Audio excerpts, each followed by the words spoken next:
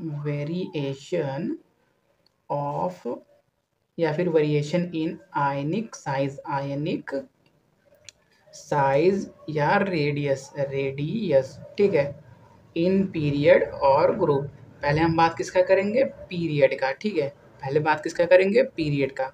देखो पीरियड क्या होते हैं, ये सब क्या होते हैं, पीरियड होते हैं, ये सब, ये पहला पीरियड, ये दूसरा पीरियड, तीसरा पीरियड, चौथा पीरियड, पांचवा पीरियड, छठवां पीरियड, सातवां पीरियड, इसको क्या बोलते हैं, पीरियड बोलते हैं। तो जब हम लेफ्ट से राइट मूव करेंगे तो आयनिक साइज में क्या डिफरेंस आएगा, हमको यही स्टडी करना है, ठीक है। तो क्या होगा, जब ऑन मूविंग लेफ्ट टू, देखो जैसे हमने कोवेलेंट रेडियस का पढ़ा था ना, सेम ट्रेंड इसमें भी लगता है आयनिक रेडियस में, बस फर्क क्या है, कोवेलेंट रेडियस क्या होता है, शेयरिंग से बनता है, आयनिक रेडियस क्या होता है, आयन आयन डोनेट कोई करता है, कोई एक्सेप्ट करता है, उससे एक आयनिक बॉन्ड बनता है, बस यही फर्क है, कोवेलेंट बॉन्ड शेयरिंग से बनता है, आयनिक बॉन्ड शेयरिंग और, एक सेकेंड, कोवेलेंट बॉन्ड किससे बनता है, शेयरिंग ऑफ इलेक्ट्रॉन से, शेयरिंग ऑफ इलेक्ट्रॉन से। और आयनिक बॉन्ड किससे बनता है, आयनिक बॉन्ड किससे बनता है, कोई एक डोनेटिंग एंड एक्सेप्टिंग, कोई एक डोनेट करता है, कोई एक्सेप्ट करता है, ठीक है, कोई एक डोनेट करता है, कोई एक एक्सेप्ट करता है, आयनिक बॉन्ड ऐसे बनता है। तो लेकिन कोवेलेंट जैसा ट्रेंड हमने कोवेलेंट रेडियस में पढ़ा, पीरियड और ग्रुप में, वैसा ही ट्रेंड आयनिक रेडियस में भी चलेगा, पीरियड और ग्रुप में।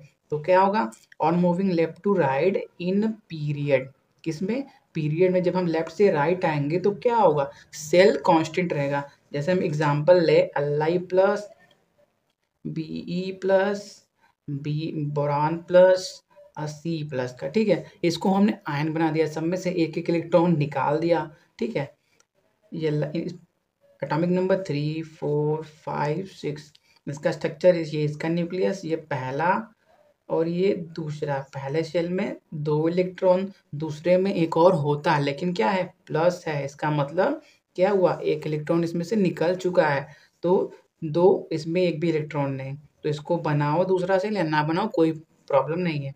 बेरिलियम में कितने इलेक्ट्रॉन, बेरिलियम में 4 इलेक्ट्रॉन होते हैं, लेकिन क्या एक पॉजिटिव चार्ज है, तो क्या होगा, एक इलेक्ट्रॉन, इसका मतलब कम है बेरिलियम में 2,1, बोरॉन में 5 इलेक्ट्रॉन होने चाहिए, लेकिन एक पॉजिटिव चार्ज होने की वजह से एक इलेक्ट्रॉन कम हो गया, तो क्या हुआ, 2,2 हो गया, 2,3 होना चाहिए था, क्योंकि एटॉमिक नंबर 5 है तो 5 इलेक्ट्रॉन होना चाहिए था, लेकिन पॉजिटिव चार्ज की वजह से एक इलेक्ट्रॉन कम हो गया।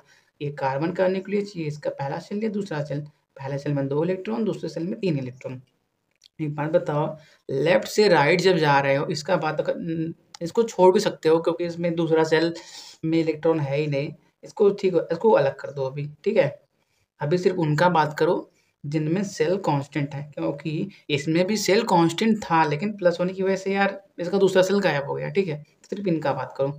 On moving left to right in period, क्या होगा, पीरियड में जब लेफ्ट से राइट आएंगे तो क्या होगा, सेल कांस्टेंट होगा, सेल क्या होगा, कांस्टेंट होगा, सेल कांस्टेंट होगा, लेकिन इसमें क्या है, 4 प्रोटॉन और 3 इलेक्ट्रॉन, इस वाले में क्या है, 4 प्रोटॉन 3 इलेक्ट्रॉन, इसमें क्या है, 5 प्रोटॉन 4 इलेक्ट्रॉन, इसमें क्या है, 6 प्रोटॉन, ये कार्बन का है, 6 प्रोटॉन और 5 इलेक्ट्रॉन। एक बात बताओ, जब प्रोटॉन ज़्यादा होगा इलेक्ट्रॉन कम होगा तो क्या, प्रोटॉन क्या है, प्रोटोन पॉजिटिवली चार्ज है, इलेक्ट्रॉन क्या है, निगेटिवली चार्ज, तो क्या चाहेगा, पॉजिटिव निगेटिव को अट्रैक्ट करना चाहेगा।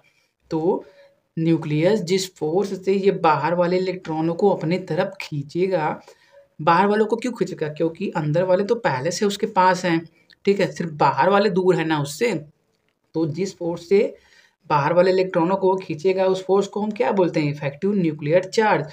तो क्या होगा, सेल कांस्टेंट रहेगा, सब में लेफ्ट से राइट आ रहे हैं तो क्या, सेल कांस्टेंट है, पहला सेल कांस्टेंट है, और दूसरा क्या, इफेक्टिव न्यूक्लियर चार्ज क्या हो रहा है, इंक्रीज कर रहा है, इंक्रीज क्यों कर रहा है, समझ में आ गया, क्योंकि सब में एक एक इलेक्ट्रॉन कम है प्रोटॉन के कंपैरिजन में, ठीक है, इसीलिए सेल कांस्टेंट है, सेल कांस्टेंट है, और क्या हो रहा है, प्रोटॉन 4 है तो इलेक्ट्रॉन 3 ही है, प्रोटॉन 5 है तो इलेक्ट्रॉन 4 ही है, इसीलिए क्या हो रहा है, इफेक्टिव न्यूक्लियर चार्ज बढ़ रहा है। न्यूक्लियस और आउटर मोस्ट सेल के बीच इलेक्ट्रॉन के बीच जो फोर्स ऑफ अट्रैक्शन होता है उसको हम बोलते हैं इफेक्टिव न्यूक्लियर चार्ज। क्लियर है ना। और अब तीसरा पॉइंट आप ये भी बोल सकते हो कि स्क्रीनिंग इफेक्ट क्या है, कांस्टेंट है। स्क्रीनिंग इफेक्ट का मतलब अंदर वाले सेल और बाहर वाले सेल के बीच में रिपल्सन फोर्स। रिपल्सन क्यों होगा, क्योंकि इस अंदर वाले सेल में भी इलेक्ट्रॉन होंगे, बाहर वाले सेल में भी इलेक्ट्रॉन होंगे। इलेक्ट्रॉन इलेक्ट्रॉन पे सेम चार्ज होता है, नेगेटिव चार्ज होता है, इसीलिए स्क्रीनिंग इफेक्ट कांस्टेंट होगा। क्यों कांस्टेंट होगा, क्योंकि सब में क्या है, दो ही शेल हैं, सब में क्या है, दो ही शेल हैं, इसीलिए क्या होगा, स्क्रीनिंग इफेक्ट कांस्टेंट रहेगा, इफेक्टिव न्यूक्लियर चार्ज बढ़ेगा। ठीक है, देयरफॉर हम क्या बोल सकते हैं, आयनिक रेडाई या आयनिक साइज क्या होगा, डिक्रीज करेगा, डिक्रीज, CRESES। देखो स्क्रीनिंग इफेक्ट का मतलब अंदर वाले इलेक्ट्रॉन बाहर वाले इलेक्ट्रॉन को दूर भेजने वाला फोर्स, दूर भेजने वाला पावर। इफेक्टिव न्यूक्लियर चार्ज का मतलब न्यूक्लियस और आउटर मोस्ट सेल में जो इलेक्ट्रॉन है उनका पास आने वाला फोर्स। जब अंदर वाले सेल बाहर वालों को दूर नहीं फेंक पाएंगे, क्यों नहीं फेंक पाएंगे, क्योंकि स्क्रीनिंग इफेक्ट क्या है, कांस्टेंट है। कांस्टेंट का मतलब बढ़ नहीं रहा है, फिक्स है, जितना क्योंकि सब में अंदर में क्या है, सबके अंदर में दो ही इलेक्ट्रॉन है, तो स्क्रीनिंग इफेक्ट क्या हुआ, कांस्टेंट है। और इफेक्टिव न्यूक्लियर चार्ज हमेशा बढ़ रहा है। क्यों बढ़ रहा है, क्योंकि जैसे जैसे हम लेफ्ट से राइट जाते रहेंगे, अगर हम आगे कार्बन के बाद नाइट्रोजन का एग्जाम्पल लें N+ का, तो नाइट्रोजन का न्यूक्लियस पहला सेल या दूसरा सेल, पहले सेल में 2 इलेक्ट्रॉन, दूसरे सेल में 4 इलेक्ट्रॉन, इसमें क्या हो गया, 7 प्रोटॉन और 6 इलेक्ट्रॉन होगा। जैसे जैसे लेफ्ट से राइट जा रहे हैं, नंबर ऑफ प्रोटॉन बढ़ रहे हैं, इलेक्ट्रॉन बढ़ रहे हैं, लेकिन हमेशा एक कम रह जा रहे हैं, क्योंकि हम आयन बना रहे हैं। तो क्या हो रहा है, न्यूक्लियस पावरफुल हो रहा है। जब न्यूक्लियस पावरफुल होगा तो क्या करेगा, इलेक्ट्रॉन को अपनी तरफ खींचने लगेगा। ठीक है, तो क्या हो रहा है, इफेक्टिव न्यूक्लियर चार्ज बढ़ रहा है। तो हम क्या बोल सकते हैं, लेफ्ट से राइट जाने पे 3 चीजें होती हैं। पहला क्या होता है, सेल कांस्टेंट रहता है। दूसरा क्या होता है, दूसरा आप इसको बनाओ स्क्रीनिंग इफेक्ट को, क्योंकि स्क्रीनिंग इफेक्ट पहले बताओगे तो इफेक्टिव न्यूक्लियर चार्ज अच्छे अच्छे समझ में आएगा। क्योंकि बोल दो, सेल कांस्टेंट, स्क्रीनिंग इफेक्ट और भी कांस्टेंट।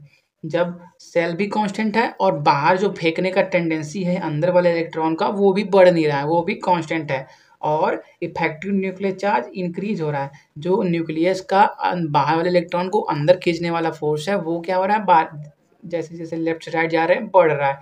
तो ओवरऑल क्या हो रहा है, आयनिक रेडाई डिक्रीजेस।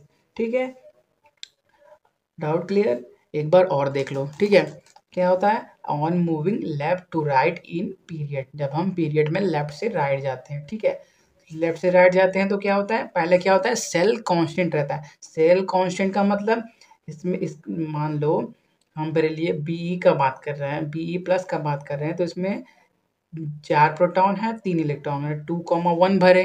तो अगर हम बोरॉन पे आए तो 2,2 हो, B+ पे आए, B+ पे आए तो B+ में कितने इलेक्ट्रॉन, 4 इलेक्ट्रॉन। तो वो जो एक्स्ट्रा इलेक्ट्रॉन भरा जा रहा है वो हमेशा दूसरे सेल में ही भरा जा रहा है। सेल कांस्टेंट का ये मतलब होता है। ठीक है, कि जो लेफ्ट से राइट आने पे जो एक्स्ट्रा इलेक्ट्रॉन आ रहे हैं, एक्स्ट्रा इलेक्ट्रॉन क्यों आ रहे हैं, क्योंकि उनका एटॉमिक नंबर चेंज हो रहा है। एटॉमिक नंबर चेंज हो रहा है तो इलेक्ट्रॉन भी एक्स्ट्रा आएंगे।